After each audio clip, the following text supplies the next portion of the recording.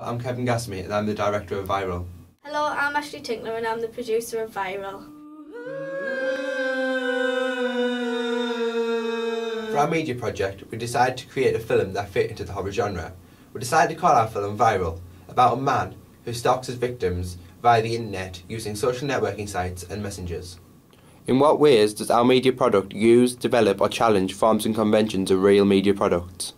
Firstly, we'll discuss how our media product incorporates generic conventions of a typical horror film. Our opening sequence develops typical horror conventions by successfully including them throughout. One of the main conventions of our film is that it is set at night, which is generally the time which these bad events occur. This is used in conjunction with the external setting, which conveys an open space atmosphere to show that many bad things are possible. Another convention used in our opening sequence is the use of both non-diegetic and diegetic sound. Diegetic sound was used coming from the anonymous antagonist, who suited the theme of the sequence. The creepy moans and groans coming from what seems to be behind the camera add to the suspicion and allows the audience to become on edge. It also encourages the viewer to continue watching because they want to know who the antagonist is and what their motive is. Non-diegetic sound is used as Miranda, the dominant character, is walking alone down the path. The quiet, even music builds up in pace, which suggests that Miranda could be walking into some trouble.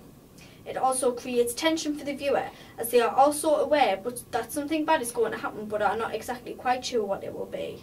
The use of conventions in our horror imply that our sequence fits into a modern thriller subgenre with obvious horror conventions. We try to include the use of modern technology such as Facebook and MSN Messenger to give our sequence sort of a 21st century update. We also included suspense and murder in order to fit in with our thriller subgenre. We set our target age to be 15, which is a usual target age for most films within the horror genre. This included both males and females, as our film doesn't just target a specific gender, but rather has horror elements that can attract both. There are different points in our film that appeal to this audience of both males and females over the age of 15. One of these points is the initial friendship at the beginning of the scene and the elements of concern one of the friends has, and the elements of naivety, innocence and stupidity the other one has. Most males and females of ages 15 or over can connect with this and put into their own life situation, which makes the film become more personal to themselves. Another point in the film that the audience can put into their own life situation is the use of technology, which interlinks with the time we're in now. Recent problems that parents have highlighted is the lack of control they have over technology and their children, being who they are talking to and what they are doing. This is a significant real-life problem that is at the centre of the structure of our film, as without these problems our plot would never have worked. They are being allowed to witness everything they don't want to be able to witness.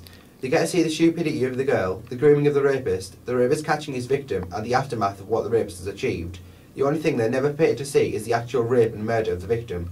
We chose not to show this for one reason, and that was because we needed a way of keeping the audience thinking about what was going on. If they were given every aspect of the film to watch, they wouldn't have to go away and think about what they've just seen. This isn't so much of an enigma as it is obvious that what has happened to the victim, and also the victim's screams can be heard. However, never showing this rape and murder plays with the audience's mind, even after the film has ended, making them wonder if this could happen to themselves. We then want this to impact the way the audience then goes away and lives their life, in the hope that if ever to put themselves in a similar situation, they would remember our film and get themselves out of that situation before it was too late. This shows that sound sometimes can be more powerful than any images that are used. We have had audience feedback from many of the people who have viewed our opening sequence, some that were involved in the making of it and some that weren't. We have found there is one reoccurring theme throughout all of this feedback, and that is how creeped out and dirty they feel as a viewer. And to prove the point made above, every person who has viewed this sequence has said it was the sounds used that had this effect on them. Taking these sounds away, the film would never be able to hit the audiences as hard as it has with them in place. They each also just want to watch more and want to know what will happen next. As an audience member, what would attract you to watch our film? I liked this interesting storyline and script. I enjoy the way that the producer and director worked with me as an actor. I thought that the different camera work and sound was edited very well together to add suspense, and overall I thought it reminded me very much of a typical horror film. What elements of our film remind you of a typical media product?